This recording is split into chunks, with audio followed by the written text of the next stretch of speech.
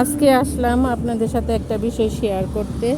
এই যে দেখেন, এই যে এইখানে যে ডাটাগুলি, এই ডাটাগুলি হচ্ছে আমার যে ডাটা আমি বীজ বুনছিলাম ওই সময়কার বীজই। আপনার এইগুলি একদম লাস্টের দিকে গজাইছে, তো গজাইছে এখন বড় হচ্ছে। এইগুলি আস্তে আস্তে পরে তুলে নিয়ে খেতে পারবো। আবারও আমি বীজ বুনে দিছি, কিন্তু এগুলির উপর দিয়ে আবার বীজ বুনে দিছি। মাঝে মাঝে 2-4টা যাই হয় তরকারি কিন্তু খাওয়া যায়।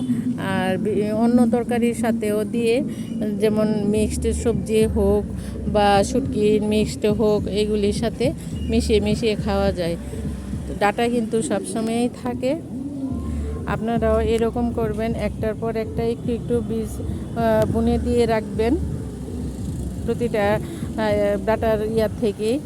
হইলে আস্তে আস্তে নিচে নিচে আপনার যে গজাতে থাকবে, আর আপনার মানে আমরা খেতে পারবো এরকম যদি করি।